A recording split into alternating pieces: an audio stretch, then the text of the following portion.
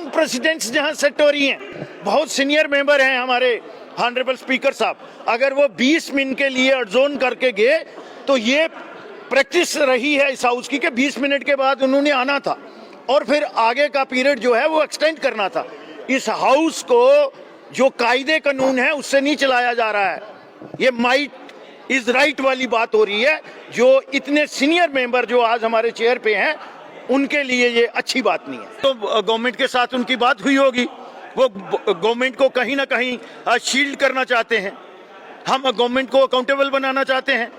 जो उनकी commitments toward the people हैं, जो उनका मैनिफेस्टो है, अब तो 180 दिन होने जा रहे हैं, तो कितने दिन बच के जाएंगे? They are accountable to the people and they are accountable to the legislature, चाहे वो ट्रेजरी बेंचेस के हैं या अपोजिशन के हैं। हमने पहले दिन ये कहा था भारतीय जनता पार्टी ने कि हम कंस्ट्रक्टिव अपोजिशन करेंगे, जो विपक्ष का हमारा काम है वो हम करेंगे और मर्यादा में रह के करेंगे। आज आपने देखा कि उन्होंने किस तरह से बिहेव किया और चेयर को भी जिस तरह से एक्शन करना चाहिए था वो नहीं हुआ।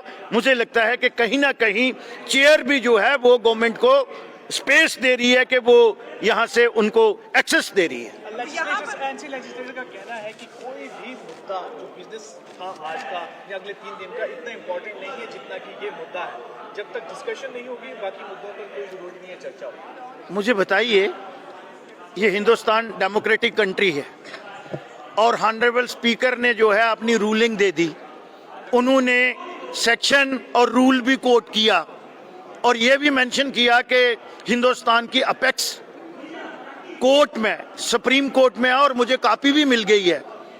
तो फिर मुझे लगता है कि एज ए लेजिस्लेटर और एज ए लेजिस्लेचर उन लोगों को अंडरस्टैंड करना चाहिए। और ऑनरेबल एक मंत्री जो है डिप्टी चीफ मिनिस्टर साहब भी स्पीकर साहब की रूलिंग को ओवर रूल कर रहे थे, जो आज तक ऐसी प्रेसिडेंट्स नहीं रही है। वो कह रहे थे कि इसमें बोलने की अब गुंजाइश ही नहीं रही। There is no scope according to the rule book. Message देना चाहते हैं पूरे देश के मुस्लिम लोगों को इस, क्योंकि ये जम्मू कश्मीर मेजॉरिटी है, यहाँ पर मुस्लिम मेजॉरिटी स्टेट है, तो यहाँ से एक मैसेज जाना चाहिए, इसलिए डिस्कशन बहुत जरूरी है कि हम उनके साथ हैं। अरे ऐसी बात है, मैसेज तो उन्होंने दे दिया, वो गैलरी को प्ले करना चाहते थे।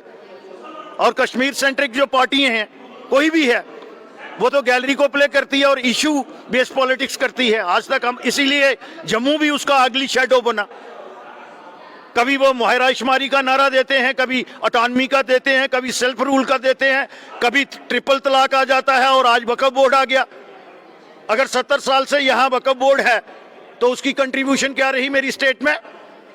क्या कोई उन्होंने तलीमी अदारा बनाया, कोई मेडिकल कॉलेज बना है, कोई इंजीनियरिंग इंस्टीट्यूट बनाया है, या डिप्राइव्ड सेक्शन जो मुसलमानों की है उनके लिए क्या क्या? वो पॉलिटिकल लोगों को एडजस्ट करने के लिए वो एक इंस्टीट्यूशन बना हुआ था। लेकिन आज एक सचेत गवर्नमेंट है, वो जो लोगों का हक है उसमें हिंदू थोड़ा इंटरफेरेंस कर रहा है। जो वक्फ बोर्ड बनना है उसके अख्तियारात किसके पास रहने हैं? मुस्लिम कम्युनिटी के पास ही। लेकिन कहीं अकाउंटेबिलिटी तो होनी चाहिए, ऑडिट तो होना चाहिए। State with in the state नहीं चलेगी अब हिंदुस्तान में। यही है, रहा है, इनका बदकिस्मती रही है। दिल्ली में एक भाषा बोलते थे, जम्मू में एक भाषा बोलते हैं और कश्मीर में दूसरी भाषा बोलते हैं। अगर ये बिल्कुल स्ट्रेट रहते तो आज जो मेरी जम्मू कश्मीर रियासत के टुकड़े हुए हैं वो इन लोगों की सियासत की वजह से हुए हैं।